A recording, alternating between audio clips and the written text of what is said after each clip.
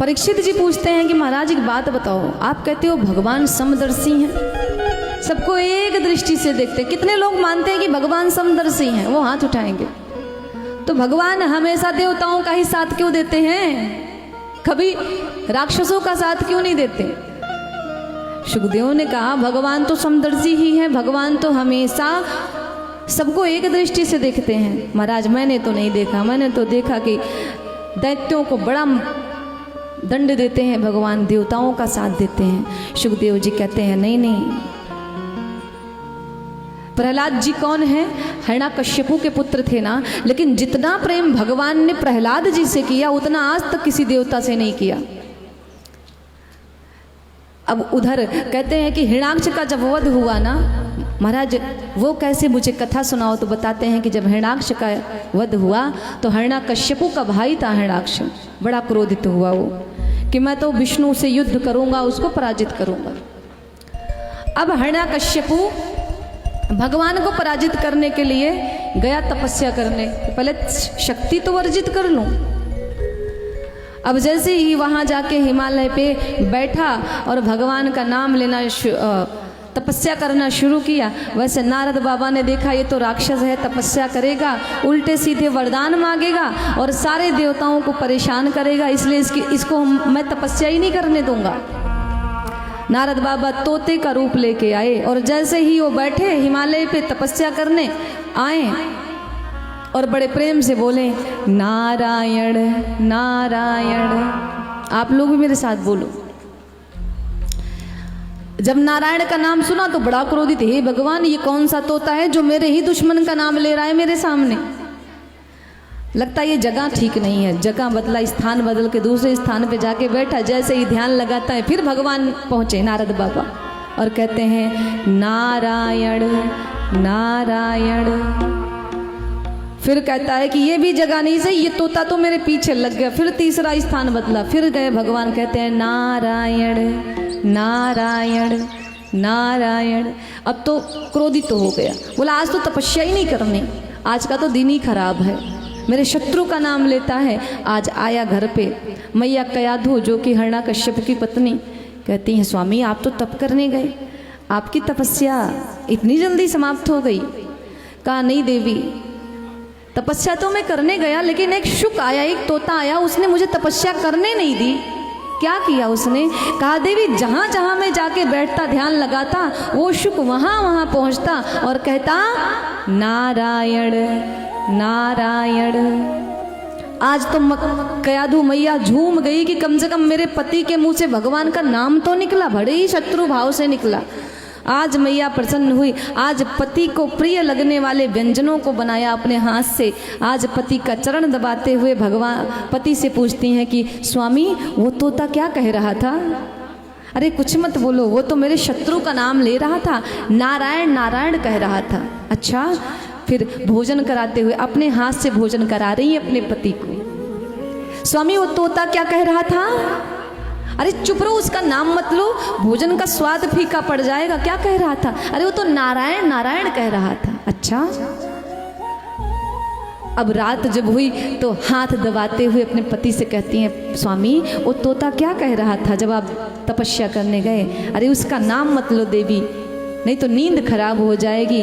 नारायण नारायण। आज भगवान नारायण की ऐसी कृपा हुई कि कयाधु मैया ने हिरण्याकश्यपु से उस पूरी रात्रि में 108 बार भगवान के नाम का जप करा डाला ऐसे ऐसे। और प्रसाद भगवान की कृपा के प्रसाद के रूप में हमारे प्रहलाद जी माता के गर्भ में पधारे।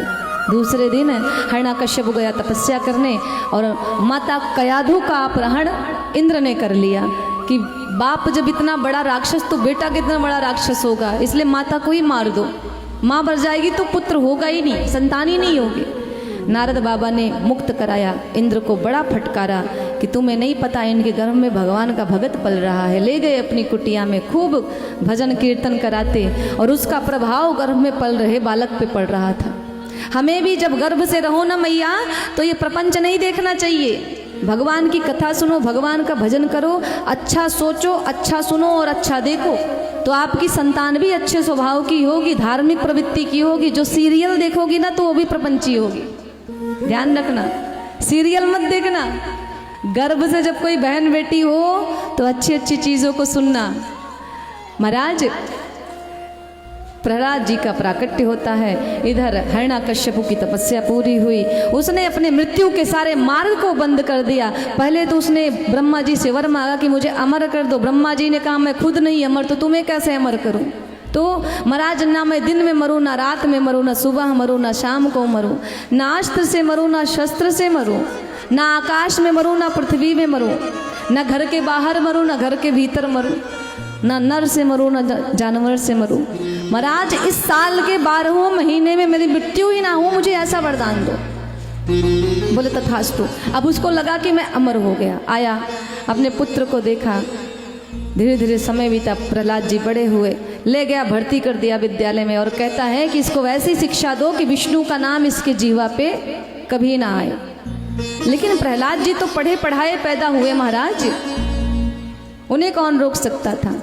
अंत में प्रहलाद जी ने ही अपने पिता को भक्ति सिखाना जो शुरू किया, तो आज प्रहलाद को बड़ा क्रोध आया। कई बार उसने पुत्र को समझाया कि देखो भगवान मेरे अतिरिक्त कोई नहीं है, मैं ही भगवान हूँ, क्योंकि मैंने मृत्यु के सारे द्वार को बंद कर रखा है, मेरी पूजा करो, नारायण को भूलो।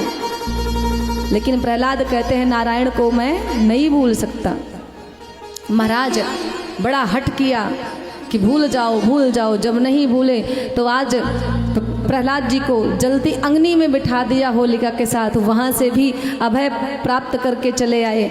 हाथी, पागल हाथी के नीचे दबवाने का प्रयास करता है, कारागार में बंद कर दिया, अन्न जल बंद कर दिया, फिर भी प्रहलाद जी भगवान को नहीं भूलते। और अंत में इतना क्रोधित हुआ कि प्रहलाद को ले जाकर के खम्भे में बांध के कहता है कि तू बड़ा नारायण नारायण करता है, बुला अपने नारायण को, कहाँ है तेरा नारायण, आकर के आज तेरे प्राणों की रक्षा करे। तू मेरा पुत्र नहीं, पुत्र के रूप में शत्रु पैदा हुआ है, मैं आज तेरा वध कर दूंगा महाराज। और तलवार निकालता है आज प्रहलाद जी को मारने के लिए। प्रहलाद जी हाथ जोड़ करके भगवान से कहते हैं प्रभु मैं ये नहीं कहता कि आप अपना प्रमाण दो कि आप हो कि नहीं हो, मैं ये कहता हूँ कि नाथ आज मेरे प्राणों की रक्षा करने के लिए मत आना आप, आज तो आप अपने लाज की रक्षा करने के लिए आओ। ये पापी कहता है कि तेरा भगवान किधर है, इसे अपने होने का ज्ञान कराओ, मेरे प्राणों की रक्षा मत करना, आपके ऊपर है, लेकिन मेरी भक्ति की लाज रख लेना। भगवान आज जब अपने भक्त की ऐसी पुकार सुनते हैं ना, प्रहलाद रोते हुए भगवान को पुकारते हैं। आज भगवान ने अपने भक्त के लिए एक विचित्र अवतार लिया, जिसको कहते हैं हम नरसिंह भगवान का अवतार। बोले नरसिंह भगवान की। भगवान ने अपने भक्त की जब पुकार सुनी ना कि मेरा भक्त इतना दुखी है, आज भगवान खम्बे को फाड़ करके प्रकट हो गए हिरण्यकश्यपु के घर। और आज भगवान का इतना विकराल स्वरूप है कि उनके स्वरूप को देख करके सारी सृष्टि थर थर कांप रही है। आज हिरण्यकश्यपु को भगवान ने अपनी जंघा पे बिठाया तो भगवान पूछते हैं कि बताओ मैं तो तुम्हारी चौखट पे बैठा हूँ, घर की देहली घर के बाहर होती है क्या, और घर के भीतर होती है, बीचों बीच होती है। भगवान ने कहा इसलिए मैंने तुम्हारा स्थान सुनिश्चित किया है। हिरण्यकश्यपु कहता है ना मैं मनुष्य से मरूंगा ना मैं जानवर से। भगवान ने कहा मेरा स्वरूप देखो मैं कौन हूँ। नरसिंह भगवान के रूप में भगवान ने अवतार लिया, आधा शरीर मनुष्य का आधा सिंह का। हिरण्यकश्यपु ने कहा महाराज ना मैं दिन में मरूंगा ना रात में। भगवान ने कहा गोधुली बेला है, संध्या का समय है, न दिन है न रात है। अंत में हिरण्यकश्यप कहता है कि मैं साल के 12वें महीने में कभी नहीं मेरी मृत्यु हो सकती। भगवान कहते हैं जो मैंने अधिक मास बनाया ना है ये तुम्हारे लिए बनाया है। इस प्रकार भगवान ने हिरण्यकश्यप को वध किया है। प्रहलाद जी को बहुत सारा प्रेम किया भगवान ने, और बहुत सारा प्रेम दे करके प्रहलाद जी को राज सिंहासन पर बिठा करके भगवान अपने लोक को पधारे।